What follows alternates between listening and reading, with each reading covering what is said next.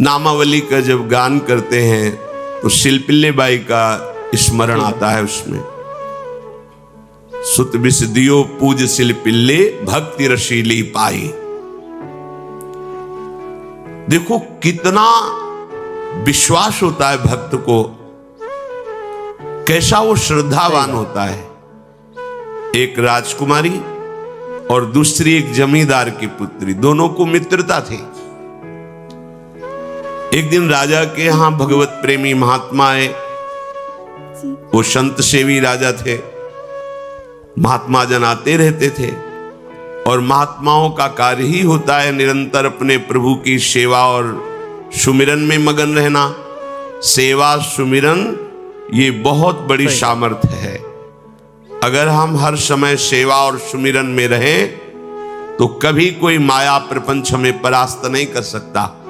जहां हम सेवा सुमिरन से अलग हुए वहीं माया का प्रभाव पड़ता है। तो भगवान का शालिग्राम स्वरूप उनके पास था, खूब भाव से सेवा कर रहे थे और नवीन अवस्था की कोमल हृदय वाली ये दोनों सखियां देख रही थी। इनके मन में आया ऐसे हम भी ठाकुर सेवा करेंगे। देखने से सुनने से हमारे हृदय में प्रभाव पड़ता है। गंदी बातें देखेंगे, गंदी बातें सुनेंगे, उसी का चिंतन होगा, हृदय गंदे आचरणों की प्रेरणा वाला बन जाएगा। अगर हम भागवतिक बातें सुनेंगे, भागवतिक दर्शन करेंगे तो भागवतिक चिंतन होगा, हृदय भागवतिक प्रेरणा वाला बन जाएगा। कई दिन संत भगवान रुके, रोज सेवा कीर्तन कथा, सरल हृदया। उन दोनों सखियों में बात आई कि चल करके संत भगवान से कहते हमको भी ठाकुर जी दीजिए। दोनों ने चरण पकड़कर प्रार्थना की, गुरुदेव हमारे हृदय में भी इच्छा हो रही कि हमें ठाकुर सेवा मिले। अब दोनों बच्चे ही थे। संत भगवान ने विचार किया सेवा पद्धति में बहुत सावधानी की आवश्यकता होती है। अभी ये बच्चे हैं, कहीं सेवा अपराध न बन जाए। सेवा अपराध भी होता है। उपासना में चलने वाले उपासक को सेवा अपराध और उप सेवा अपराध 32 ये 64, इन पर सावधान रहना चाहिए। ये गलती नहीं होनी चाहिए। जैसे आप ठाकुर सेवक हैं, अपने घर में सेवा विराजमान किए हुए हैं। अब जैसे आपको ठाकुर जी के दर्शन के लिए जाना है, जहां तक ठाकुर जी के दर्शन करने के लिए जाना है, हो सके तो पादुका न पहने, नंगे पैर दर्शन करने जाए। यदि आप में ऐसी सामर्थ्य नहीं है किसी कारण से, तो सीढ़ियों में पादुका नहीं पहनना चाहिए। जहां से मंदिर की सीढ़ियां हैं, पादुका उतार कर माथा रखकर सीढ़ी में फिर चढ़ना चाहिए। खड़ाओं या पादुका पहन करके श्री विग्रह के दर्शन करने के लिए जाने में फिर अपराध लगता है। अरे अपने मालिक के दर्शन करने जा रहे हैं, स्वामी के दर्शन करने जा रहे हैं, प्रभु के दर्शन करने जा रहे हैं, तो अपनी कुटिया से और मंदिर तक नंगे पैर जाना चाहिए। ये भावना रखनी चाहिए। भरत जी जा रहे हैं प्रभु के दर्शन करने के लिए, अयोध्या से पैदल ही चले थे, तो सुकुमार चरणारविंद तो बड़े बड़े फफोके छाले पड़ गए थे। वशिष्ठ जी ने देखा, सबने मिलकर भरत जी से कहा पालकी पे बैठ जाइए। तो उनका हाँ, मेरे प्रभु यहां नंगे पैर चले हैं और मैं पालकी पे बैठ जाऊं? उचित तो यह है कि अपने प्रभु के दर्शन के लिए मैं जा रहा हूं, तो जहां जहां प्रभु के चरण पड़े वहां मेरा शीश पड़े, अर्थात सिर भर जाऊं। उचित मोरा सप्ते सेवक धर्म कठोरा, यहां मैं सर के बल चल के जाऊं पर असमर्थ हो। तो आप कह रहे हैं पैर में छाले पड़ गए, आप सवारी में बैठ जाइए, ऐसा नहीं हो सकता। तो अपने प्रभु के दर्शन करने के लिए जब जाए तो हो सके सामर्थ्य हो तो पादुका न पहने, कोई खड़ाऊं चप्पल जूता आदि ना पहने। अगर पहने हैं तो बस सीढ़ी तक ही पहन कर जाए, ऊपर सीढ़ियों के नहीं। इतने सुकुमार मत बनो, ये आग में जलाया जाएगा शरीर, ये गाड़ दिया जाएगा शरीर, इससे ज्यादा प्यार ना करो। अब इतना दृढ़ विश्वास कि ये बच्चे हैं, सेवा भाव कैसे पूर्ण कर पाएंगे? तो उन संत भगवान ने दोनों बच्चियों से कहा, आप कल ठाकुर जी लाएंगे, हम आपको दे देंगे। तो गांव में घूमे तो आसपास गोले गोले से पत्थर मिले, पत्थर लाए 2 और कहा कि ये लो तुम्हारे ठाकुर जी हैं, दोनों को। देखो गुरु वचनों पर और गुरु प्रदत्त सेवा वस्तु पर कितना भाव होना चाहिए। उन्होंने दृढ़ विश्वास किया कि मुझे भगवान गुरुदेव ने दिया, ये भगवान है मेरे। दोनों ने अपने हृदय से लगाया। अब एक जमींदार की पुत्री थी, एक राजकुमारी, स्वर्ण के सिंहासन में, और उनका नाम रखा शिलपिल्ले ठाकुर। सिल मतलब पत्थर, तो उनका तुम्हारे ठाकुर का नाम शिलपिल्ले गोविंद है। ठीक है। दोनों सिंहासन पर रखकर आराधना करती, भाव प्रतिपल बढ़ता गया, नाम निरंतर जप। गुरु प्रदत्त ठाकुर पर विशेष चमत्कार हृदय में प्रकट होता है यदि उन्हीं की नियमावली से चलो। अपने मन से बाजार से खरीद लाए, विराजमान किए हैं, कभी सेवा की कभी नहीं की, वो भी अच्छा है, कम से कम भागवतिक भाव तो है। लेकिन सिद्धि जो प्राप्त होती है वो गुरु कृपा से, गुरु प्रदत्त ठाकुर से। जैसे धन्ना जी को भांग के बट्टे में ठाकुर जी प्रकाशित हो गए, गुरु प्रदत्त। अब ये सखियां जब बड़ी हुई तो इनके ब्याह की बात थी। तो जो राजकुमारी थी उनका राजकुमार से किसी से ब्याह तय हुआ, ब्याह हो गया। अपने माता पिता से जब विदाई ली तो अपने ठाकुर जी को जो सिंहासन में थे, सिंहासन से एक सुंदर पेटी में से और गोद में रखा, और अंदर ही अंदर जल रही है कि प्रभु मैंने प्रीतम आपको माना है, संसार के व्यवहार में ये प्रीतम बना हुआ है, पर प्रभु हमारे प्रीतम 2 नहीं हो सकते, हमने हृदय से आपको माना। इसी विचार में वो बड़ी उदास है। पहले पालकियों में ऐसा राज सैनिक चल रहे हैं, पालकियों में वो बहू जा रही है और राजकुमार घोड़े पर। राजकुमार बार बार पालकी के समीप जाता, दर्शन करने की इच्छा होती है ना, तो उदास देखता, मन में बड़ी गिलानी हुई। उसने कहा, एक नदी थी, उसने कहा यहां हम थोड़ी देर विश्राम करना चाहते हैं, राजकुमारी की पालकी रखी जाए और सैनिक दूर खड़े हो। तो राजकुमार वैसे ही आज्ञा हुई। तो बात करना चाहते हैं, पर वो ना देखती है और ना बात करती है। और इतना सुंदर रूप, क्योंकि ब्रह्मचारिणी और भगवत आराधना। अब उसके हृदय में जलन हुई कि ऐसा क्या है जो हमसे बात नहीं कर रही। बस बार बार ऐसे पिटारी खोल के ऐसे ठाकुर जी को देखती। नाम जप और सेवा के प्रभाव से वो सिल नहीं रह गया था, वहां उसको सांवरे श्याम सुंदर की झांकी मिलती थी। जब अपने शिलपिल्ले ठाकुर जी को देखती तो ललित त्रिभंगी श्री लालजू महाराज श्याम सुंदर दिखाए, अत्यंत आसक्ति। गुरु प्रदत्त किसी भी शब्द में, किसी भी वस्तु में दिव्यता होती है, बस हमारी भावना होनी चाहिए। अरे बोले ये हम नहीं दे सकते, ये गुरु प्रदत्त है, नहीं हम प्राण दे सकते हैं, लेकिन ये नहीं। जिसका गुरु वचन पर, गुरु प्रदत्त वस्तु पर, गुरु प्रदत्त ठाकुर पर दृढ़ निष्ठा हो गई, वही सिद्ध हो जाता है। अब उसने समझ लिया कि पिटारी में जो कुछ है यही हमारे और राजकुमारी के बीच में बाधा है। 2-4 दासियों को बुलाया और कहा इनको बातों में उलझाओ, पिटारी पीछे हमें दो। और प्रवीण दासियां उनको विनोद भाषा में, हंसी मजाक में बात, लेकिन वो उदासीन। धीरे से गोद में पेटी थी, ले ली, हम लिए हुए हैं, आप बातचीत में सारा, और पेटी उनको दे दी। ठीक।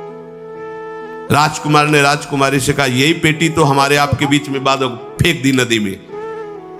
अब तो जो उसके हृदय में पीड़ा हुई, भारी व्याकुलता। अब राजकुमार सैनिकों के साथ तुरंत पालकी उठवाई, मैल ले गया। पर वो आसक्त है, इतनी सुंदर राजकुमारी, क्योंकि भागवतिक तेज से संपन्न में आकर्षण होता है।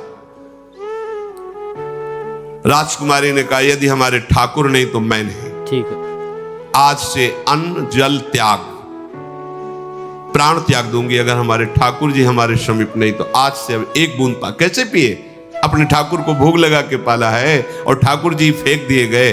भारी व्याकुलता। सही बात। जैसे मीरा जी कहते दृश्य बिन दुख न लागे नहीं, न रात में नींद है न दिन में अन्न जल है, व्याकुलता। अब भयभीत हो गया राजकुमार। पूरा महल इस विषाद से हो गया कि अगर नवीन राजकुमारी प्राण त्याग देती है तो क्या होगा लोक समाज में, कि अभी नवीन राजकुमारी गई, ये लोग ऐसे निर्दयी हैं कि ऐसा व्यवहार किया कि उसने प्राण त्याग दिया। सही बात। राजकुमार घुटने में आ गया। घुटने टेक कर राजकुमारी से कहा मैं तुम्हें दुखी नहीं करना चाहता पर मैं तुमको छोड़ भी नहीं सकता। बिल्कुल सही। अब हमें आप वो उपाय बताओ जिससे आप मुस्कुरा दो, आप प्रसन्न हो जाओ। तो उनका हम अपने ठाकुर के बिना जीवित नहीं रह सकती। यदि आप हमें जीवित देखना चाहते तो हमारे ठाकुर जी ला के दो। ठाकुर जी को नदी में फेंक दिया था। पारिवारिक जनों के साथ राजकुमार उस नदी के तट पर गए और राजकुमारी से कहा तुम्हें इतना प्रेम ठाकुर जी से तो तुमसे ठाकुर जी कितना प्रेम करते हैं। सही बात। अगर तुमसे ठाकुर जी प्रेम करते हैं तो मुझे प्रमाणित कर दो, तो मैं जीवन भर तुम्हारी आज्ञा में रहूंगा। ठीक है। अच्छा, तो तुम ये देखना चाहते हो कि ठाकुर जी हमसे कितना प्रेम करते हैं। हाथ फैलाया और आर्त भाव से पुकारा कि गोविंद अब आपके बिना मैंने जीवित नहीं रहना। अंदर से जीव ही प्रार्थना की तो जल से सिंहासन सहित शिल्पिल्ले भगवान जैसे कोई वायु के प्रवाह में आ रहा हो ऐसे आए और छाती से चिपक गए। पूरा परिवार राजकुमार ये देख रहा था। हृदय से ठाकुर जी जीवन भर के लिए दासत्व स्वीकार कर लिया और कहा जैसी आप आज्ञा करोगे। जैसे मीरा जी जब राणा जी से ब्याह हुआ तो प्रथम मिलन की रात में मीरा जी ने कहा सावधान तुम हमारे पति नहीं हो। ठीक है। मेरा सुहाग गिरधर से है, श्याम सुंदर ही मेरे पति हैं। व्यवहार में तुम पति बने हो। यदि हमारी बात समझ पा रहे हो तो जीवन में कभी हमारा स्पर्श मत करना। ये जीवन केवल गिरधर के लिए, दूसरे के लिए नहीं। ठीक है। उतर गए शैया से और जैसे सेवक होता है बोले अहो भाग्य, मुझे ये सौभाग्य मिला कि इतनी महाभागवती की सेवा करने का। बिल्कुल सही। एकांत में मैं सदैव तुम्हारे शिष्य की तरह बर्ताव करूंगा, पर समाज में तुम्हें बहू की तरह बर्ताव करना होगा, नहीं तो लोग जीने नहीं देंगे। समाज में पत्नी की तरह और एकांत में गुरु शिष्य के। तुम हमारी गुरु होगी और हम ऐसा ही बर्ताव राणा ने दिया, ऐसा ही उस राजकुमार ने दिया।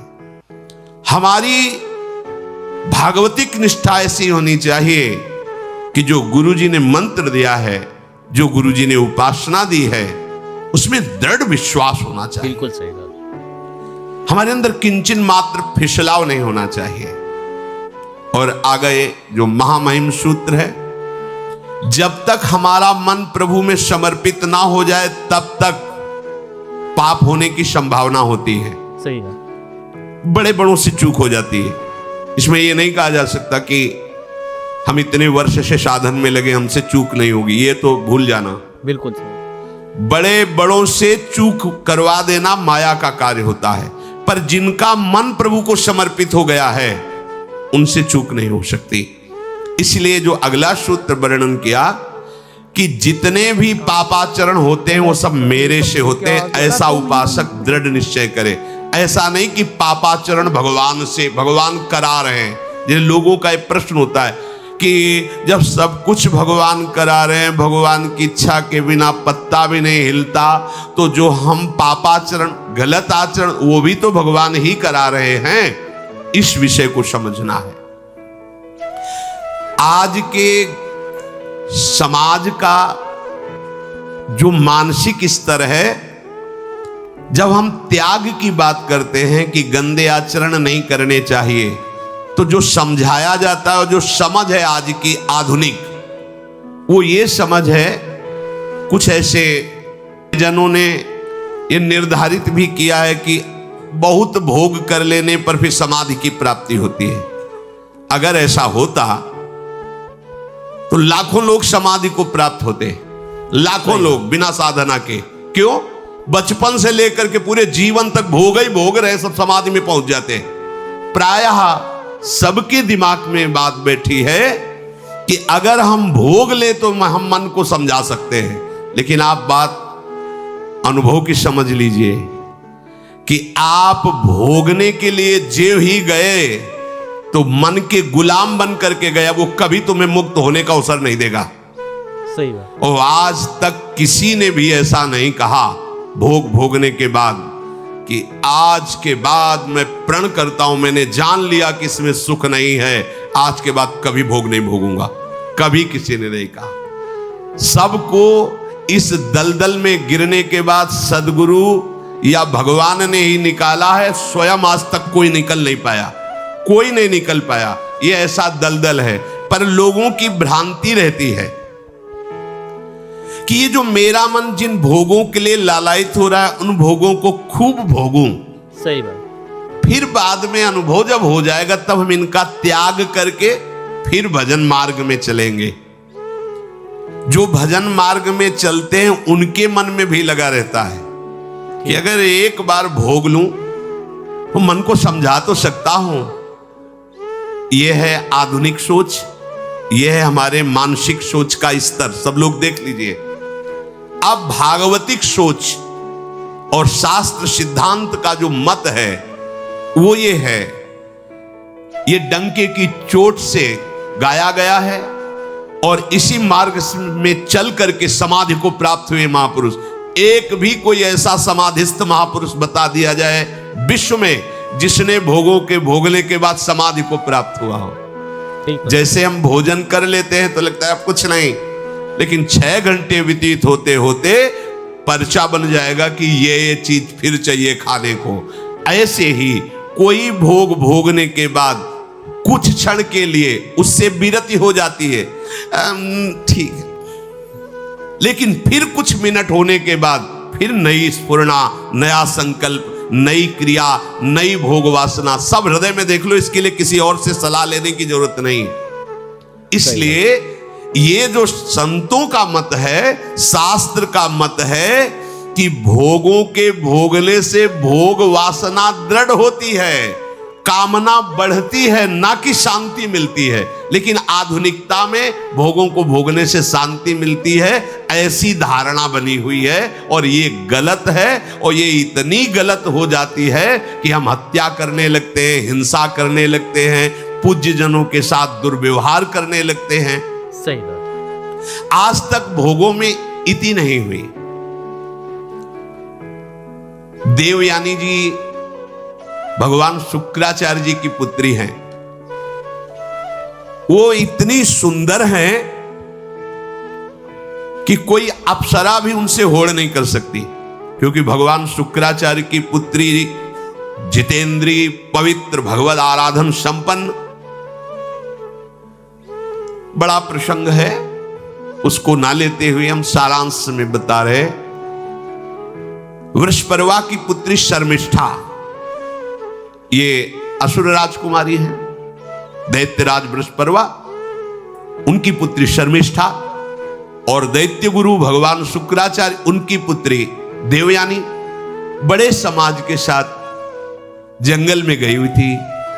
एक बड़ा दिव्य सरोवर था, तुलसी में सब राजकुमारियां स्नान कर रही थी। अचानक वहां से कोई महात्मा निकले तो जल्दी में सबने वस्त्र धारण किए।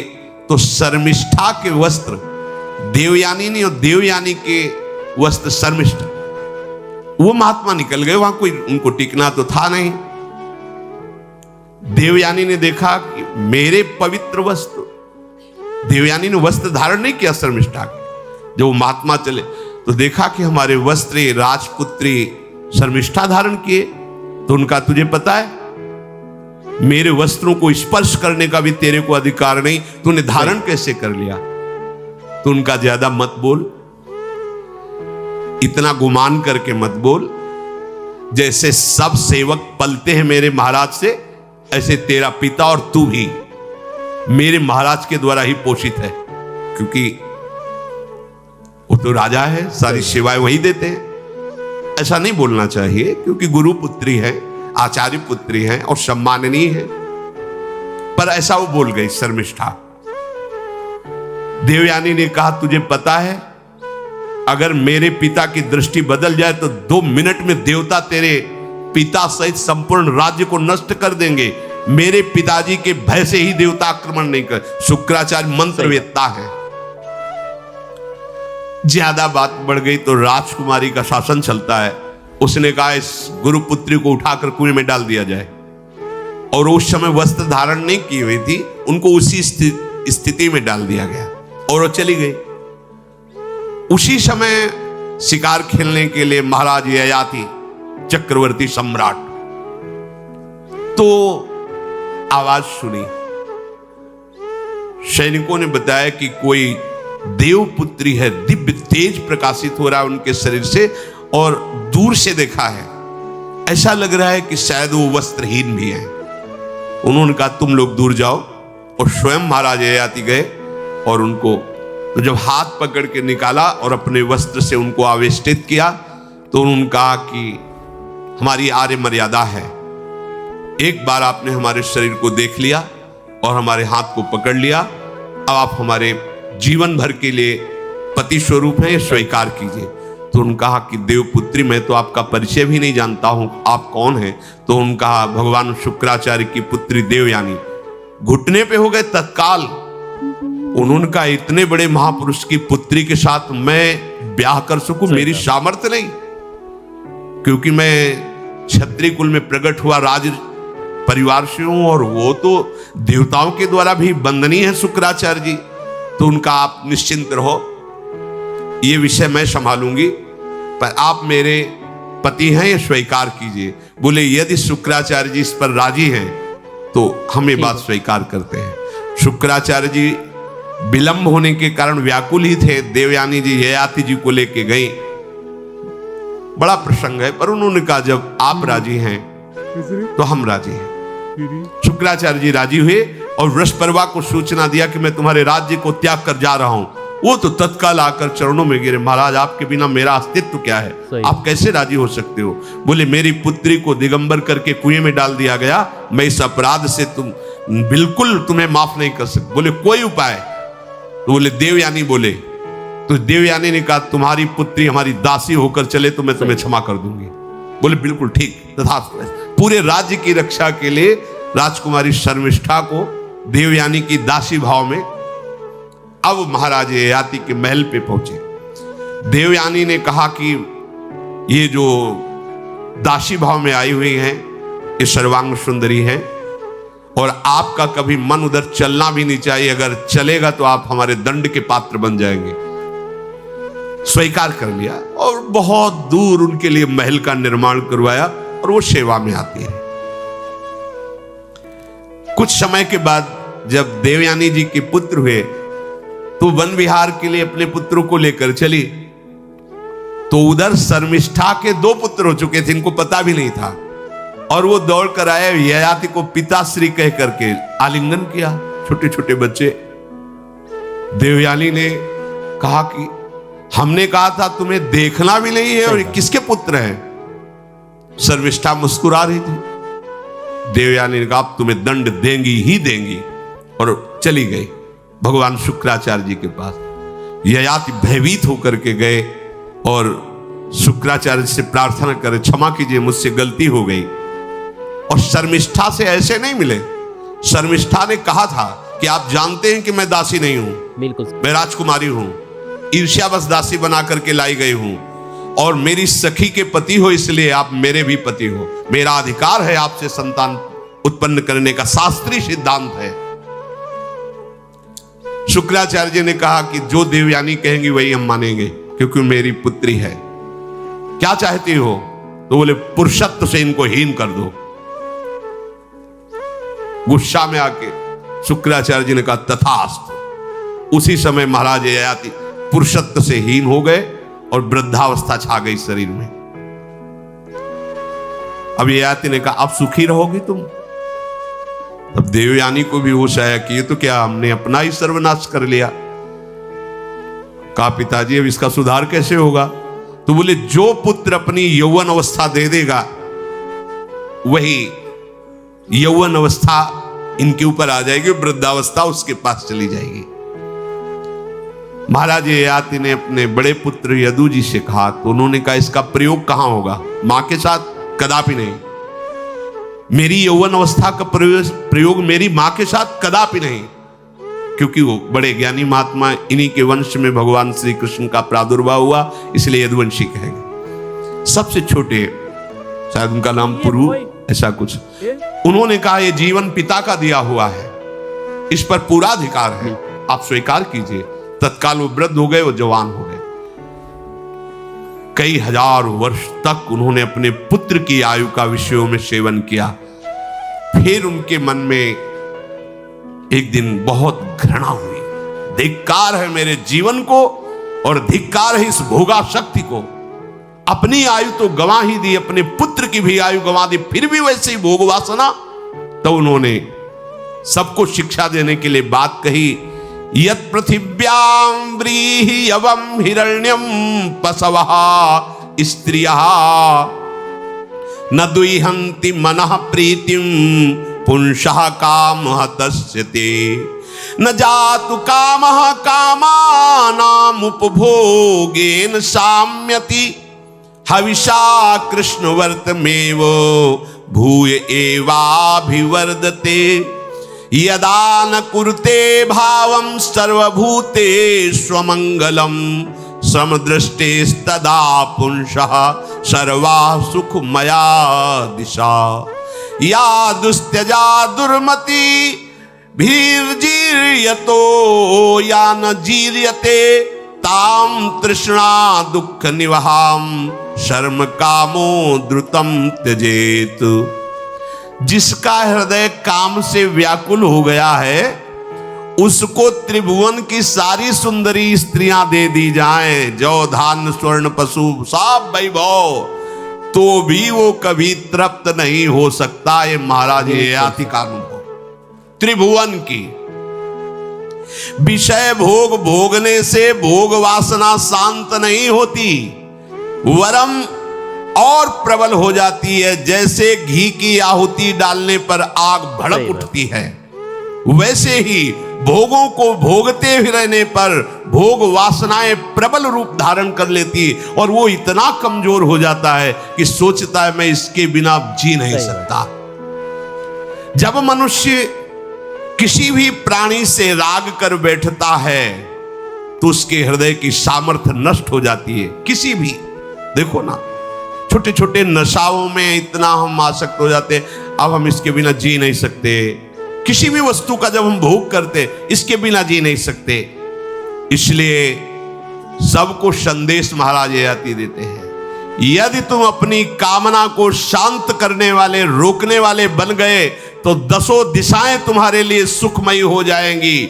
विषयी पुरुष को तृष्णा रात दिन जलाती रहती है, बहुत भोग भोगने पर भी वो कभी शांति या तृप्ति प्राप्त नहीं कर पाता। सही बात। इसलिए जब हम भगवत मार्ग में चलते हैं तो ये तृष्णा और कामना ये डाइन की तरह हमारे हृदय में लगी रहती है। तृष्णा, भोगे हुए भोग को बार बार भोगने की इच्छा, कामना, सुने हुए देखे हुए भोगों को भोगने की इच्छा।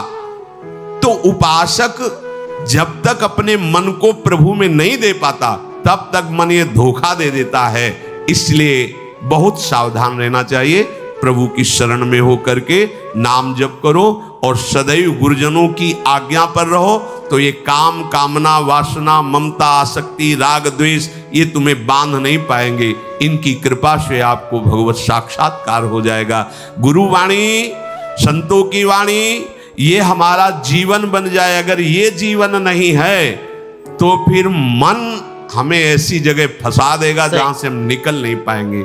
इसलिए सावधान होकर जीवन व्यतीत कीजिए। बड़ा अमूल्य जीवन है, अमूल्य जीवन का लाभ है भगवत प्राप्ति, भगवत साक्षात्कार। श्री राधा वल्लभ लाल।